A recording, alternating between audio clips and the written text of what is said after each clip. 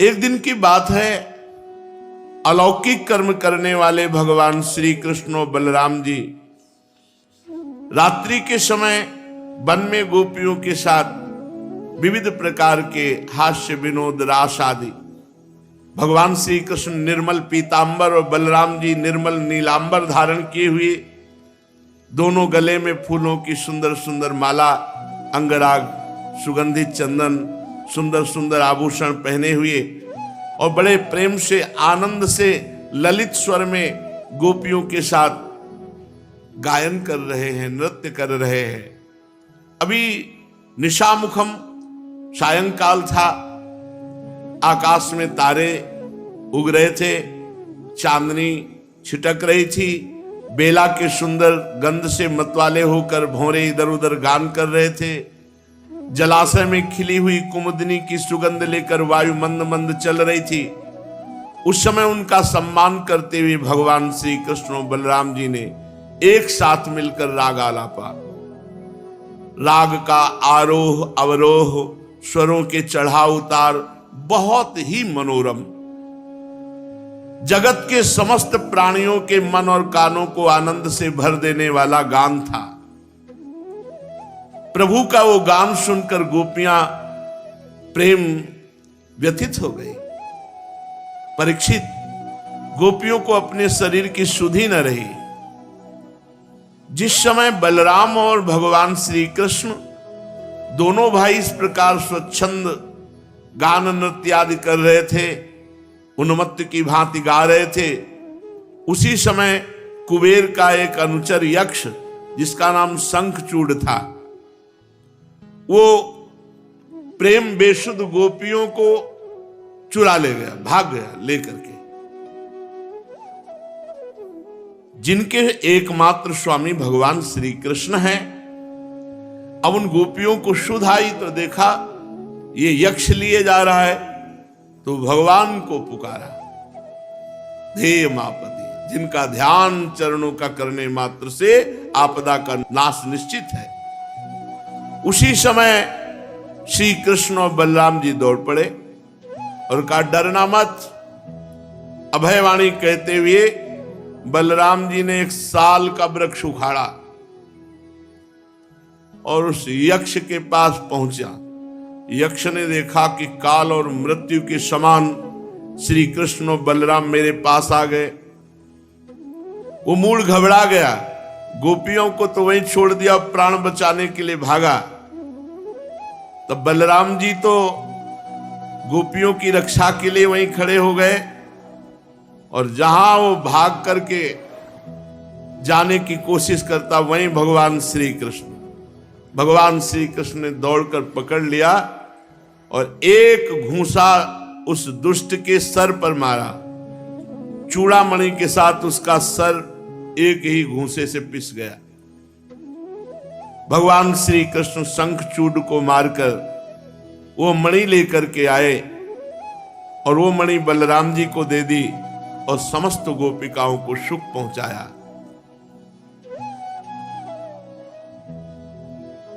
परीक्षित, भगवान श्री कृष्ण के गौओं के चराने के लिए प्रतिदिन वन में चले जाने पर उनके साथ गोपियों का चित्त भी चला जाता था। गोपियों का मन श्री कृष्ण का चिंतन करता रहता। गोपियों की वाणी श्री कृष्ण की लीलाओं का गान करती रहती। बड़ी कठिनाई से दिन व्यतीत करती।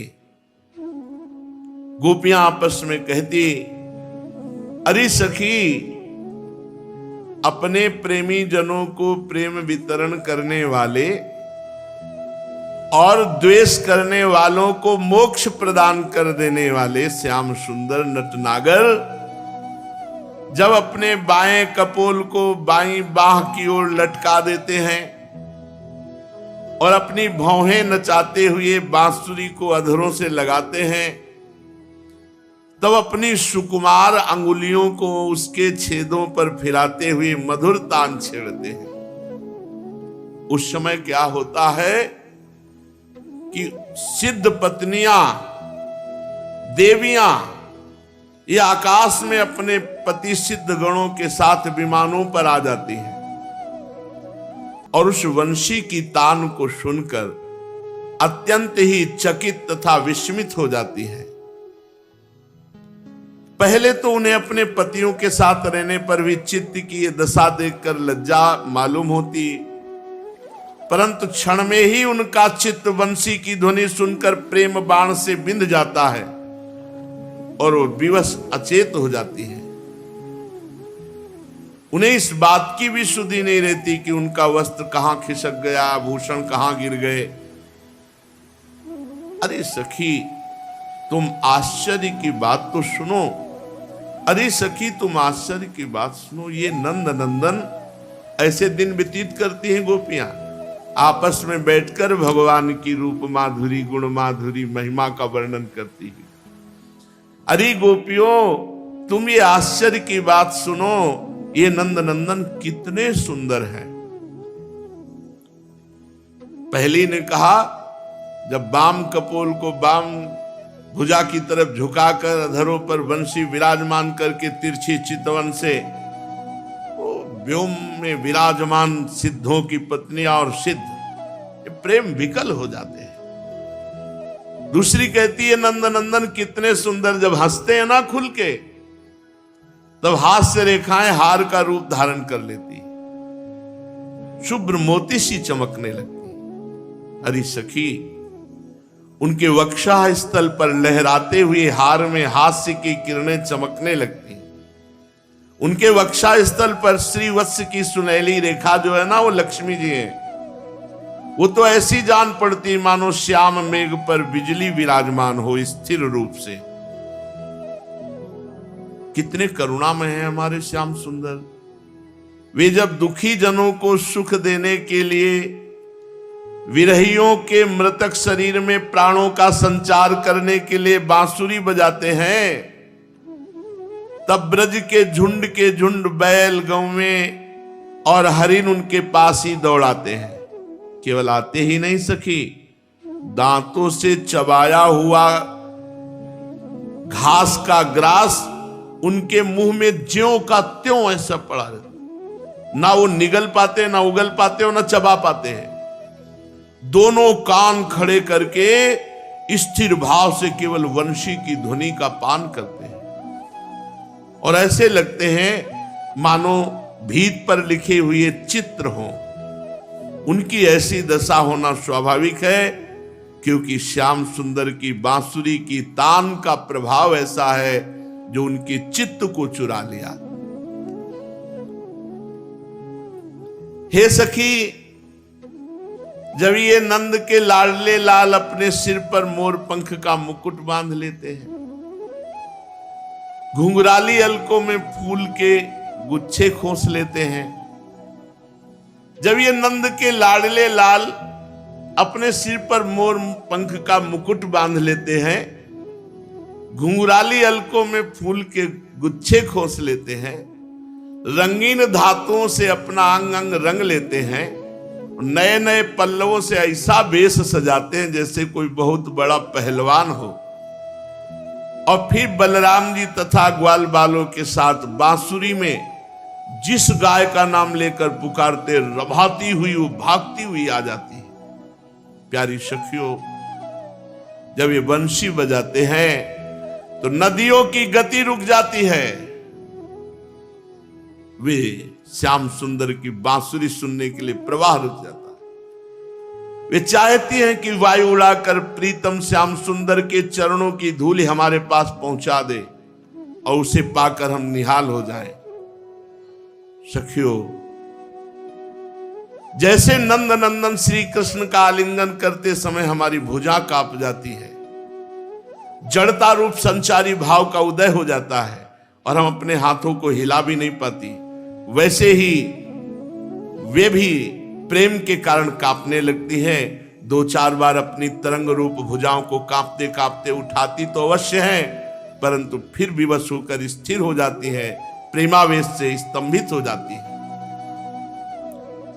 अरे वीर, जैसे देवता लोग अनंत और अचिंत्य ऐश्वर्यों के स्वामी भगवान नारायण की शक्तियों का गान करते हैं, वैसे ही ग्वाल बाल अनंत सुंदर नटनागर भगवान श्री कृष्ण की लीलाओं का गान करते रहते हैं। वे अचिंतेश्वर संपन्न श्री कृष्ण जब श्री वृंदावन में विहार करते रहते हैं, बांसुरी बजाते हैं, तो गिरिराज गोवर्धन की तराई में चरती हुई गौओं को जब बांसुरी की ध्वनि सुनाई पड़ती तो दौड़कर सब उनके समीप आ जाती है। अरे सखी, जितनी भी वस्तुएं संसार में या उसके बाहर देखने योग्य हैं, उन सबसे सुंदर, सबसे मधुर, सबके शिरोमणि है ये हमारे मनमोहन। देखो उनके सांवले ललाट पर जब केसर मिश्रित चंदन, एक और कितनी फपती, देखते रह जाओ। गले में घुटनों तक लटकती हुई बनमाला, उसमें पिरोई हुई तुलसी की दिव्य गंध, और गंध से मधुर मधुर मधु से मतवाले होकर झुंड के झुंड भौरे कैसा गुंजार कर रहे। देखो कितने सुंदर है, मानो गोपी के सामने भगवान श्री कृष्ण का रूप प्रकाशित है। अरे सखी, हमारे नटनागर श्याम सुंदर भौरों की उस गुनगुनाहट का आदर करते हैं। देखो ना, तभी तो उन्हीं के स्वर में स्वर मिलाकर अपनी बांसुरी बजा रहे हैं। उस समय सखी, मुनिजन मोहन संगीत को सुनकर सरोवर में रहने वाले सारस, हंस आदि पक्षियों का भी चित्त उनके हाथ से निकल जाता है। वो भी विवश होकर प्यारे श्याम सुंदर के पास आ बैठते हैं, आंखें मूंद लेते हैं, चुपचाप चित्त एकाग्र करके मानो भगवान की आराधना कर रहे हैं, मानो कोई विहंगम वृत्ति के रसिक परमहंस ही हो। भला कहो तो ये कितने आश्चर्य की बात है।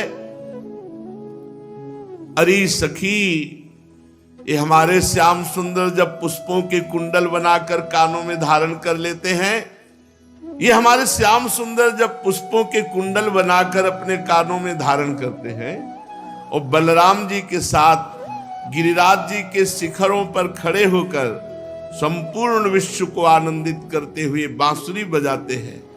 बांसुरी क्या बजाते हैं, आनंद में भरकर उसकी ध्वनि के द्वारा सारे विश्व का आलिंगन करने लगते हैं। हे सखी, उस समय श्याम मेघ बांसुरी की तान के साथ मंद मंद गरजने लगते हैं। मंद मंद क्योंकि उनके चित्त में इस बात की शंका बनी रहती कि कहीं मैं जोर से गर्जना कर उठूं और वो कहीं बांसुरी के तान के विपरीत पड़ जाए, उसमें बेसुरापन ले आए, तो मुझसे भगवान श्री कृष्ण का अपराध बन जाएगा। सखी, वो इतना ही नहीं करते, वो जब देखते कि हमारे सखा घनश्याम को धूप लग रही है, तब वो उनके ऊपर आकर छाया कर लेते हैं, उनका छत्र बन जाते हैं बादल। अरे वीर, और सुनो, इतना ही नहीं, वो प्रसन्न होकर बड़े प्रेम से उनके ऊपर अपना जीवन ही न्यौछावर कर देते हैं। नन्ही नन्ही फुइयों के रूप में ऐसा बरसने लगते हैं मानो दिव्य पुष्पों की वर्षा कर रहे हों। कभी कभी बादलों की ओट में छिपकर देवता लोग भी पुष्प वर्षा कर जाया करते हैं। कोई सखी कहती, यशोदा जी, तुम्हारे सुंदर कुंवर ग्वाल बालों के साथ खेल खेलने में बड़े निपुण हैं।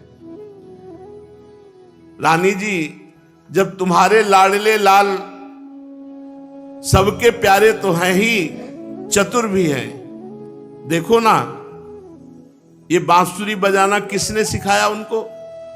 उन्होंने किसी से सीखा नहीं, अपने ही अनेकों प्रकार की राग रागिनियां निकाल ली।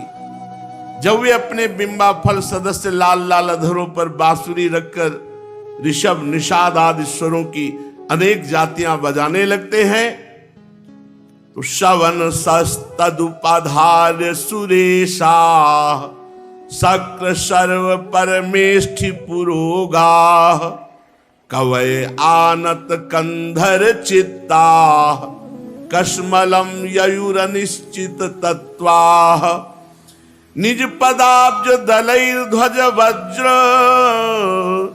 नीरजांकुश विचित्र ललामयी ब्रज भुआ समयन खुरतोदम वर्ष्मधुर्य गतिरीडित वेणु ब्रजति तेन वयं सविलास वीक्षणार्पित मनोभव वेगाः कुज गतिम गमिता न विदामः कश्मलेन कबरम वसनम वा। जब वो अपने अधरों पर बंसी रखकर ऋषभ निषाद आदि स्वरों की अनेक जातियां बजाने लगते हैं, उस समय बंसी की परम मोहिनी और नई तान सुनकर भगवान ब्रह्मा, देवाधिदेव भगवान शंकर और देवराज इंद्र, ये बड़े बड़े देवता जो सर्वज्ञ हैं, वो नहीं पहचान पाते कि अब कौन सा राग बंसी में बज रहा है, और वे इतने मोहित हो जाते हैं कि उनका चित्त तो उनके रोकने पर भी उनके हाथ से निकलकर वंशी ध्वनि में तल्लीन हो जाता है। सबका सिर झुक जाता है और वे अपनी शुद्ध बुद्ध खोकर उसी बंशी में तन्मय हो जाते हैं। अरे सखी, श्री कृष्ण के चरण कमलों में ध्वजा, वज्र, कमल, अंकुश आदि के विचित्र और सुंदर सुंदर चिन्ह हैं। जब ब्रजभूमि में गौओं के खुर से खुदी हुई रज में उनके सुकुमार चरण पड़ते हैं तो ये सारे चिन्ह उभर आते हैं। गजराज के समान मंद गति से चलते हुए अधरों पर बांसुरी विराजमान करके जब बजाते हैं तो उनकी वो वंशी ध्वनि, उनकी वो चाल, उनकी वह विलास भरी चितवन हमारे हृदय में प्रेम के मिलन की आकांक्षा, आवेग को बढ़ा देती है। हम सब गोपियां इतनी मुग्ध, इतनी मोहित हो जाती हैं कि हिल डोल तक नहीं सकती, मानो हम जड़ वृक्ष हो। हमें तो इस बात का भी पता नहीं चलता कि कौन से अंग पर कौन सा आभूषण है या वस्त्र है या नहीं है। अरे सखी, मणिधरा क्वचिदा गणयंगा मालया दयित गंध तुलस्या प्रणयिनोनुचरस्य कदांसे प्रक्षिपन् भुजम गायत यत्र क्वणित वेणुरव वंचित चित्ता कृष्ण मनवसत कृष्ण गृहिण्यः गुणगणार्ण मनुगत्य हरिण्यो गोपिका इव विमुक्त गृहाशाः कुंद दाम कृत कौतुक वेशो गोप गोधन व्रतो यमुनायां नंद सूनुरन घे तव वत्सो नर्मदा प्रणयिनाम विजहार। अरे वीर, उनके गले में मणियों की माला बहुत ही भली मालूम होती है। तुलसी की मधुर गंध उन्हें बहुत प्यारी है। इसी से तुलसी की माला को तो कभी उतारते ही नहीं, सदा धारण किए रहते हैं। जब वे श्याम सुंदर उस मणियों की माला से गौओं की गिनती करते करते किसी प्रेमी सखा के गले में बांह डाल देते हैं और भाव बता बता कर बांसुरी बजाते हुए गाने लगते हैं, उस समय बजती हुई उस बांसुरी के मधुर स्वर से मोहित होकर कृष्ण सारमृगों की पत्नी हरनिया अपना चित्त उनके चरणों पर निछावर कर देती हैं। और जैसे हम गोपियां अपने घर गृहस्थी की आशा अभिलाषा को छोड़कर गुण सागर नटनागर नंद नंदन को घेरे रहती है, वैसे ही वे भी उनके पास हिरनियां दौड़ आती हैं और वहीं एकटक देखती हुई खड़ी रह जाती है, लौटने का नाम भी नहीं लेती। नंदरानी यशोदा जी, वास्तव में तुम बड़ी पुण्यवती हो, तभी तो तुम्हें ऐसे पुत्र मिले हैं। तुम्हारे वे लाडले लाल बड़े प्रेमी हैं, उनका चित्त बड़ा कोमल है। वे प्रेमी सखाओं की तरह तरह से हास परिहास के द्वारा सुख पहुंचाने की चेष्टा करते हैं। जब वो कुंदकली का हार पहनकर अपने को विचित्र वेश में सजा लेते हैं और ग्वाल बाल तथा गौओं के साथ यमुना जी के तट पर खेलने लगते हैं, तो मंद वायु रूपवात्यनुकूलम मानयन मलयजस्पर्शेन वंदिनस्तमुपदेव गणाये वाद्य गीत बलिभि परिबभ्रुः वत्सलो ब्रज गवाम यद गध्रो वन्द्यमान चरणः पथिवृद्धैः कृष्ण गोधनमुपोह दिनान्ते गीत वेणुरनुगेडित कीर्तिः उत्सवं श्रम रुचापि दृशीना मुन्नयन खुररजच्छुरितस्रक् दित्सयैति सुहृदाशिषयेष देवकी जठर भूरुडुराजा। जिस समय यमुना के पावन तट पर अपने सखाओं के साथ खेलने लगते हैं तो उस समय मलयज चंदन के समान शीतल सुगंधित स्पर्श से मंद मंद अनुकूल बहकर वायु तुम्हारे लाला की सेवा करती है।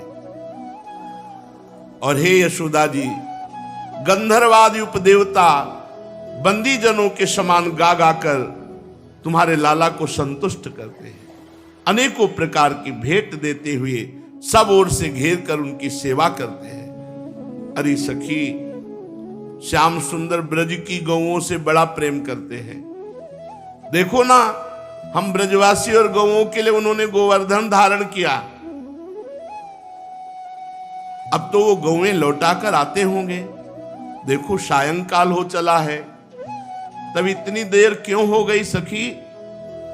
अरे रास्ते में बड़े बड़े ब्रह्मादि वयोवृद्ध शंकर आदि ज्ञान वृद्ध उनके चरणों की वंदना जो करने लगते हैं, अब गौओं के पीछे पीछे बांसुरी बजाते हुए वे आते ही होंगे।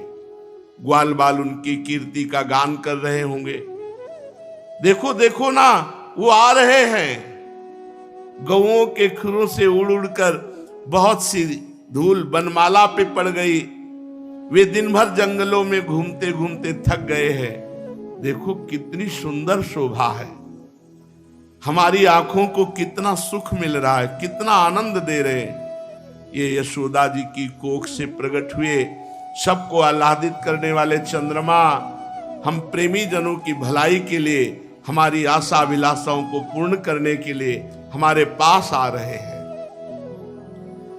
मद विघूर्णित लोचन ईशन मानदः स्वसुहृदाम्बन माली बदर पांडुवदनो मृदुगंडम मंडयन कनक कुंडल लक्ष्म्या यदुपतिर्द्विरद राज विहारो यामिनी पतिरिवैष दिनांते मुदित वक्त्र उपयाति दुरंतम मोचयन ब्रज गवाम दिन तापम।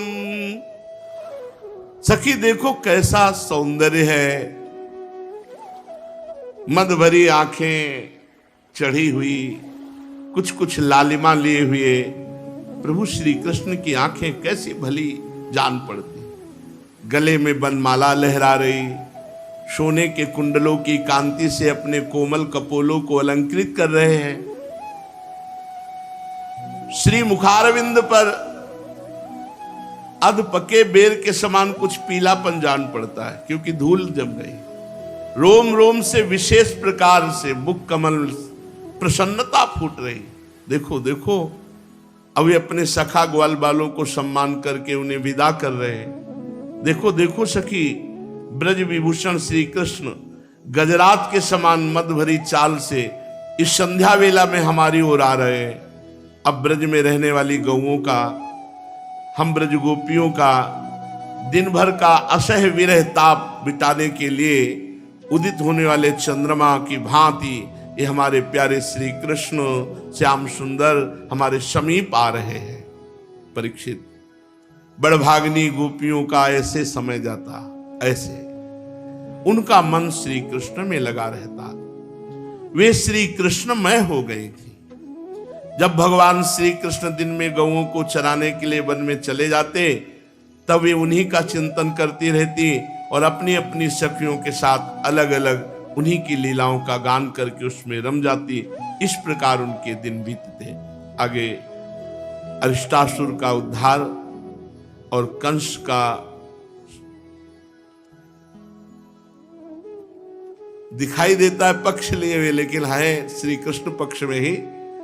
कंस के द्वारा से अक्रूर जी का ब्रज में भेजा जाना और भगवान को मथुरा, वात्सल्य, सख्य और माधुर्य, यही तक। अब आगे भारी ऐश्वर्य का खेल है। जैसे यहां ब्रज में ऐश्वर्य छुपा हुआ है, ऐसे ही मथुरा और द्वारिका में माधुर्य छुपा हुआ है। वहां तो ऐश्वर्य की ही प्रधानता का वर्णन है। और बात लगेगा, अब चर्चा होगी कि प्रभु मथुरा में ऐसा बोले, प्रभु द्वारिका में, अभी तक घर की बात हो रही थी। तो ये हम बता देते हैं, ये जो प्रभु आए थे ना देवकी नंदन, यही गए हैं, अपने ब्रजेश नंदन नहीं गए। पक्की लिखित बात कह रहा हूं, ये केवल भावात्मक बात नहीं है। ये ग्रंथ में लिखित, श्री राधा माधव ग्रंथ में, राधा माधव चिंतन ग्रंथ में भाई जी ने उसको बहुत सिद्धांत और श्लोकों से दिखाया, ग्रंथों से एकत्रित करके। नंद बाबा के यहाँ ब्रज के जो अधीश्वर प्रभु हैं वो कभी यहां से नहीं गए। और आप मानो ब्रज में दो अवतार हुए, एक मथुरा में अवतार हुआ था और एक बाबा के यहाँ हुआ था।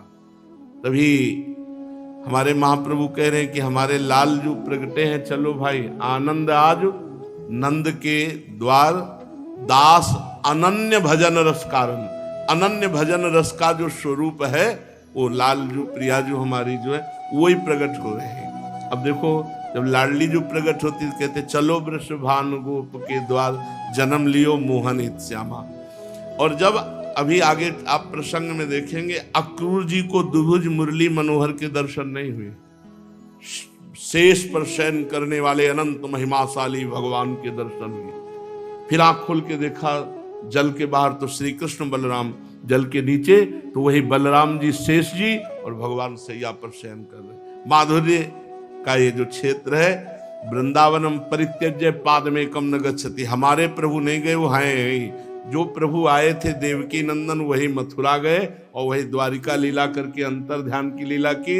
हमारे प्रभु यहीं विराजमान है। शेष चर्चा आगे। श्री राधा वल्लभ लाल की। 3-4 थप्पड़ अपने शिष्य के मारे और कहा, अगर कुछ भी कटु भाषण बोल देता तो बच जाता। तुम कुछ बोले नहीं, तत्काल साधु अवज्ञा तुरंत भवानी। अगर किसी साधु को तुम मार रहे हो, पीट रहे हो, गाली दे रहे हो, चुप होए, तो आप निश्चित समझ लो बहुत जल्दी हिसाब होने वाला है आपका। बहुत जल्दी पतन हो जाएगा, बहुत जल्दी कोई न कोई विघ्न आ जाएगा। अगर वो कहीं कटुवचन बोल दे या कुछ ऐसे दंड दे दे, क्षमा हो गया। जयदेव जी ने एक कटुवचन भी नहीं कहा, पर अपराध पे अपराध करते गए, भूमि फट गई, नरक को प्राप्त। भारी कष्ट मिलता संत द्रोही को, और गुरु द्रोही के लिए तो नरक में भी, जैसे कहते हैं ना, नरक में भी ठौर नहीं। नरक में भी ठौर बहुत घृणित। जैसे जेल में कोई जाता है ना तो पूछता है, हाँ ये आजीवन कारावास के क्या करके आए? बोले बेटी के साथ बलात्कार, पत्नी की हत्या। वो ऐसे घृणित भाव से देखते हैं। वहां के कैदी भी उसकी अच्छी धुलाई करते रहते हैं। वहां कैदियों के बीच में कभी उसको आदर नहीं मिलता। इतने निकृष्ट आचरण वाला। ऐसे ही गुरुद्रोही संत द्रोही को नरक में भी ठौर नहीं मिलता।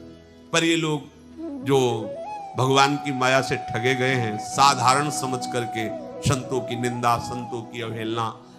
और उसका कारण होता है कि वास्तविक साधुता जिनके हृदय में नहीं, साधुता का वेश धारण करके ऐसे आचरण करते हैं जिनसे लोगों को लगता है संत ऐसे ही होते हैं।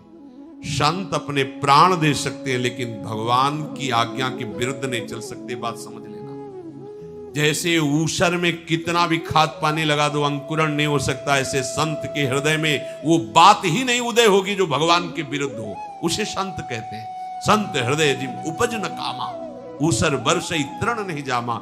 आज तक कभी भगवत प्रेमी महात्माओं के चरित्रों में कहीं ऐसा नहीं पाया गया जिससे किसी का मंगल, किसी का अहित हुआ हो। हम लोग अपने स्वार्थ का पोषण करने के लिए, साधुता हृदय में ना होने के कारण ऐसे आचरण कर बैठते हैं जो हमारे गुरुजनों और संतों को गालियां मिलती, लोगों की श्रद्धा संतों के प्रति कम होने लगती है या नष्ट हो जाती है। संत ऐसे भगवान का साक्षात स्वभाव देखना है तो संतों में देखो। उनके स्वामी का पूरा स्वभाव अवतरित होता है संतों के हृदय में। जिन्होंने मारा, जिन्होंने गालियां दी, उनको परम पद प्रदान कर दिया, ये संतों का स्वभाव। उमा संत कही है बड़ा, यही संत की बड़ाई। वो लात मार रहे हैं, बोले राम भजे हितनाथ तुम्हारा मंगल हो जाएगा यदि प्रभु का भजन करोगे। श्री जयदेव जी के पास वो भागते हुए गए और कहा, स्वामी जी वो जो 4 संत जिनको आप बहुत प्रेमी कह रहे थे, वो ऐसा ऐसा बोल रहे थे, उसी समय धरती फटी और वो उसमें समा गए। राजा भी उसी समय जयदेव जी के पास, जयदेव जी को बड़ा दुख, नहीं भगवान नहीं भगवान ऐसे। अब उनके हाथ तो कटे हुए थे, जैसे जैसे ऐसे किए, नवीन हाथ और नवीन पैर, स्वस्थ एकदम तेजो में। और वो कहते नहीं भगवान ऐसा नहीं, उनको क्षमा करो, आप उनको दंड मत दो, प्रभु आप क्षमा करो। चाहे जितना कहो, जैसे दुष्ट की दुष्टता एक सीमा तक अपने जनों के ऊपर भगवान देखते रहते, जब उनका हृदय शीतल है, वो क्षमा कर रहे हैं, प्रार्थना कर रहे हैं। अगर आप बढ़ते चले गए, आपको लगा कि हमने निंदा की, हमने अपमान किया, हमारा कुछ नहीं हुआ, आप ऐसा ना समझो, ऐसा ना समझो।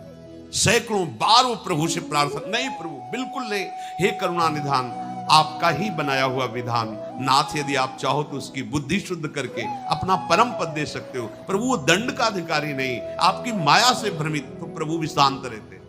अब उसको लगा कि हम तो इतनी बार निंदा की, इतना अपमान किया, कुछ नहीं बिगड़ा ना, इसका मतलब कोई नहीं बिगड़ने वाला। और जहां अपराध किया, फिर भगवान भक्त की भी नहीं सुनते, फिर भगवान भक्त की भी नहीं सुनते। साधु अवज्ञा कर फल ऐसा, जरे नगर अनाथ कर जैसा। जब राजा ने देखा कि इनके सुंदर सुंदर कर कमल और चरण कमल प्रकट हो गए, तब उन्होंने कहा, प्रभु कोई तो गुप्त बात है, आप कृपा करके बताओ, अभी तक छुपाते रहे, क्या बात है? आप इतने दुखी हुए उनके लिए, आप उनके लिए आज्ञा की विशेष सेवा कीजिए, और उनका धरती में फटकर समा जाना और आपके नवीन हाथ और पैर उदय हो जाना, आप कृपा। तो उन्होंने कहा कि आप दोष दर्शन मत करना। उनकी प्रवृत्ति अर्थ में थी, धन में थी, मोहरे लेकर भक्त ने दिया था, जा रहे थे, उनकी ऐसा लगा कि इनकी इच्छा, हमने उनको दे दिया, फिर भी उनको संतोष नहीं हुआ, हमारे हाथ पैर काट करके कुएं में डाल दिए, फिर आप मिले। जो मेरा अहित अमंगल करता है, वो किसी तरह मेरे से तो जुड़ा ना, उसका मंगल होना चाहिए। संतों की क्या भावना, किसी तरह मेरे से जुड़ा ना, लोभ से सही, किसी तरह उसका मंगल होना चाहिए। राजा को बड़ी प्रसन्नता हुई, हृदय में मानो नवीन प्राण आ गए। क्यों नवीन प्राण? अश्रद्धा हो रही थी कि ऐसा कैसे हो सकता है कि मेरे गुरुदेव ऐसे थे, जिनके दर्शन मात्र से मुझे भगवत प्रीति का भाव जागृत हुआ, वो एक अपराधी थे, उनके हाथ पैर कटवा करके डाल दिए गए, ऐसा कैसे हो सकता है? दूसरी बात, जो साधु वेश में आए, वो ऐसा कैसे आचरण कर सकते हैं कि धरती फट जाए? जब पूरा रहस्य समझ में आया, उनको बड़ी प्रसन्नता हुई। राजा ने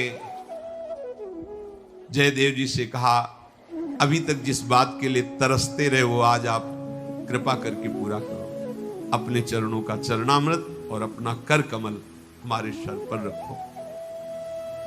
तो प्रभु के हर विधान को जो मंगलमय जानता है, मंगलमय मानता है, वही भगवान का शरणागत है। नवा, अपने प्रभु को ही अपने सारे संबंध से प्यार करना। कल चर्चा हुई थी, गृहस्थ जन अपने समस्त संबंधियों में प्रभु को देखे, विरक्त जन अपने सारे संबंध प्रभु में देखे। माता पिता भाई बंधु जो भी अपना भाव है अपने प्रभु से हो, या जो भी अपने सगे संबंधी उनमें प्रभु भाव हो। 10वां, प्रत्येक शुभ कर्म प्रभु की प्रेरणा से हो रहा है। साधना, कभी अहम न करे शरणागत भक्त, जो भी हो रहा है मेरे प्रभु से हो रहा है। प्रभु की कृपा के बिना एक कदम भी परमार्थ में नहीं चला जा सकता। हम इतना करते हैं, हम ऐसा करते हैं, हम वैसा करते हैं, ये व्यर्थ का अभिमान मत करो। अगर गुरु जी की कृपा ना हो तो एक दिन भी भजन साधन नहीं बन सकता है। अगर कृष्णचंद्र जी की कृपा न हो तो एक बार कृष्ण नहीं बोल सकते, किशोरी जी की कृपा न हो तो एक बार राधा नहीं बोल सकते, नहीं बोल पा रहे। देखो सृष्टि में कितने हैं, लोक लोकांतर में कितने कितने लोग राधा बोलते हैं, कितने लोग कृष्ण बोलते हैं। जिन पर कृपा है तो हमारी जो साधना है, हमारी जो दिनचर्या है, हमारा जो भागवतिक उपासना, वो हमारी आराध्य देव की, आचार्य देव की, गुरुदेव की कृपा से है, ऐसा शरणागत भक्त देखता है। 11वां, प्रभु के प्रतिकूल कोई भी कार्य न करना और प्रत्येक प्रतिकूल वस्तु से उदासीन रहना, चाहे वो लौकिक दृष्टि से कितनी ही आवश्यक, उच्च या प्रियतर हो, चाहे जितनी उच्च या प्रिय